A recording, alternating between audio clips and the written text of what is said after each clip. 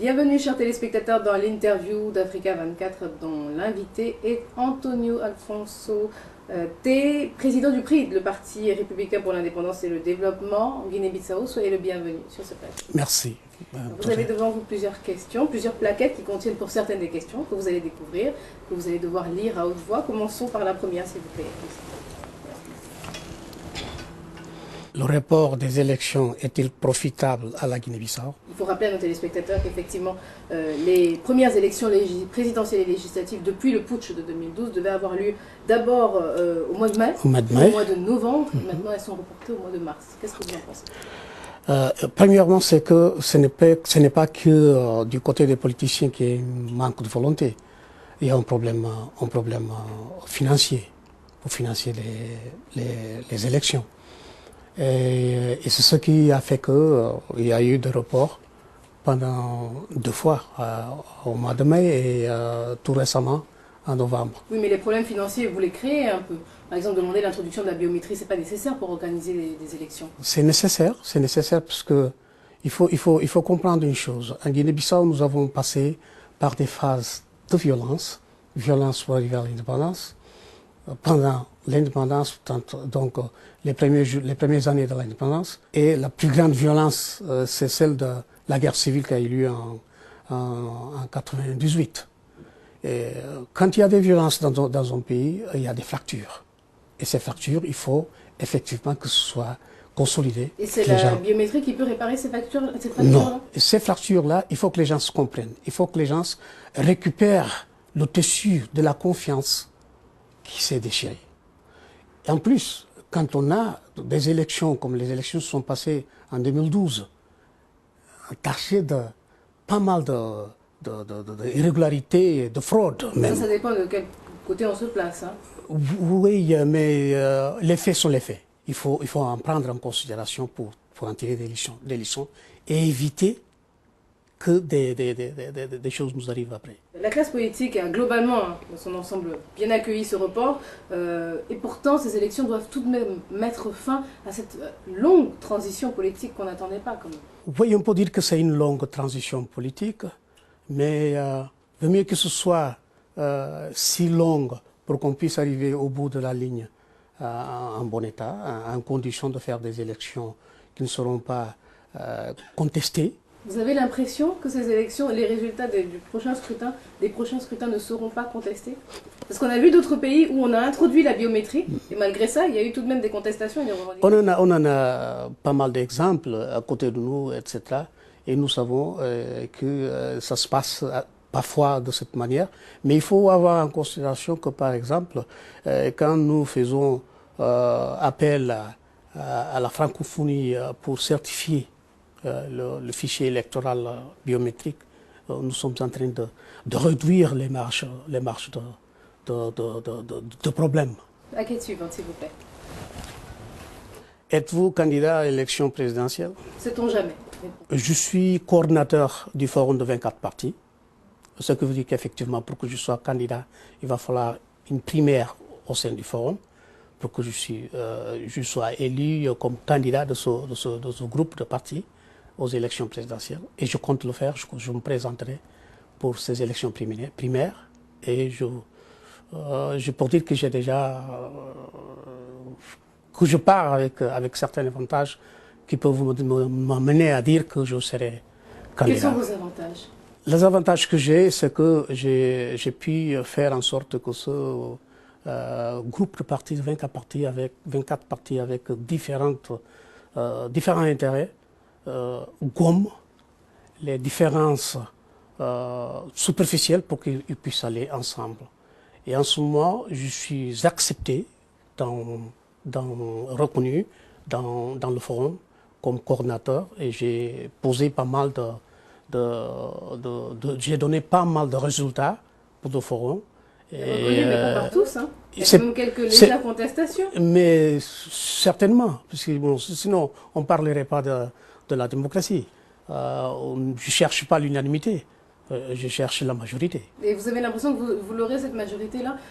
Qu'est-ce que vous avez pu faire au sein de cette coalition de partis pour prouver à ceux qui doivent vous choisir que vous êtes le bon, vous êtes celui qui pourra les mener à la victoire? Parce que c'est ça l'objectif final. Je les ai organisés. Je les ai tenus pendant 18 mois à une parfaite synergie. J'ai fait connaître le forum.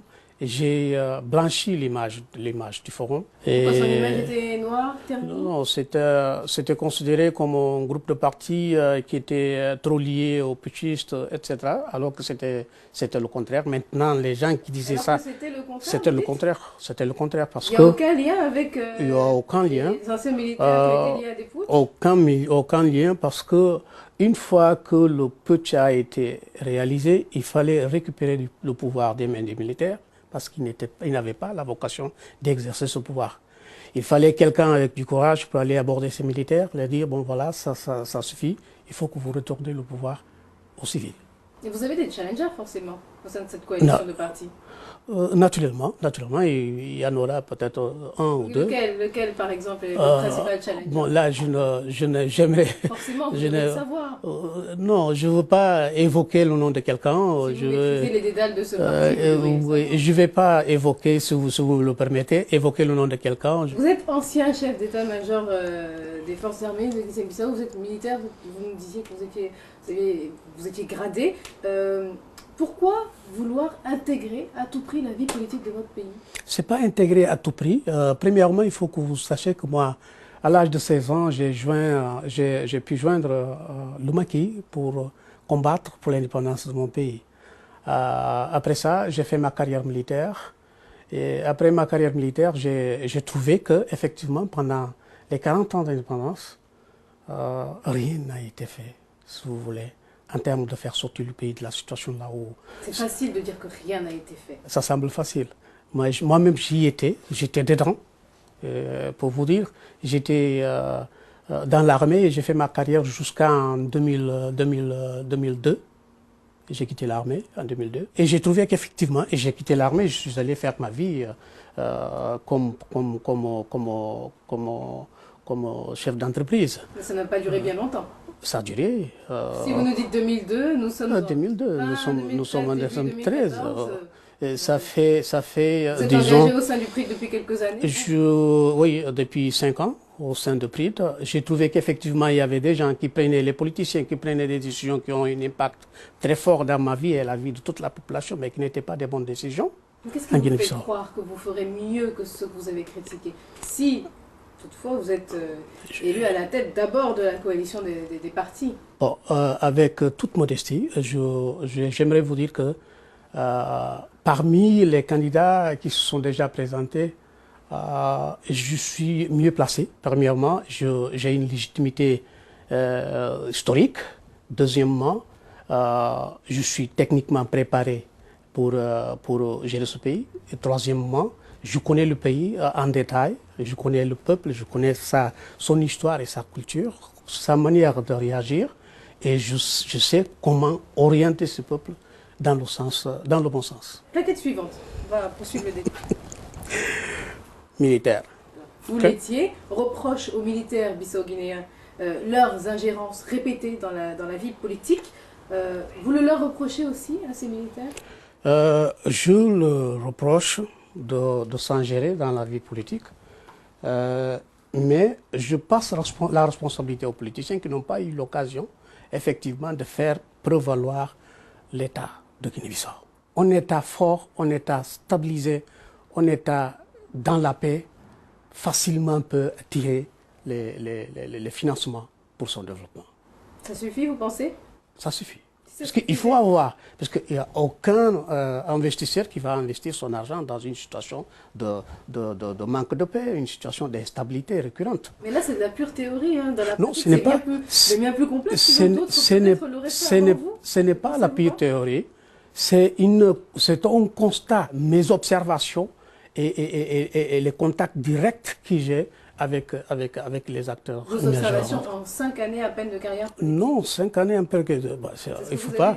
J'ai fait 50 ans de carrière politique, mais cela ne m'empêche pas de faire recours à ce que j'ai passé, que j'ai vécu comme expérience. J'ai à présent dans les mains la dernière question de cette interview, la question Joker. Vous faisiez partie de ceux qui exigeaient l'annulation de l'élection de 2012 ? Oui. Pourquoi ? Pour trois majeures raisons. La première raison, c'est exactement parce que mon parti a pu découvrir qu'un officiel donc, de l'administration locale avait les cartes vierges, les cartes électorales vierges, et qu'il l'émettait, il donnait aux gens pour aller voter le même jour de l'élection. Vous les avez vus, vous les avez touchés ces cartes ? Mais on a même filmé. On a filmé, on a appelé la police. On a appelé tout le monde pour qu'ils puissent témoigner ce fait. Parce que pour certains, hein, vous saviez perdant, donc il fallait trouver un échappatoire. Non, c'était pas nécessaire. Mais vous l'étiez. C'était pas nécessaire. Non, être perdant dans une élection, c'est normal. Hein. Pour moi, ce n'est pas la fin du monde. Quelqu'un va aux élections et perd tout du scrutin, en tout cas. On a dit qu'effectivement, il faut, premièrement, on les a dit qu'il faut que que les données soient vérifiées et qu'au moins au niveau de la région d'Oï dont la commission avait exigé l'annulation de scrutin. Donc là, avec 2014, avec la biométrie, tout ce qui est en train d'être installé, là, il n'y aura pas de contestation de votre part. Normalement, non. On est en train d'apprendre la démocratie.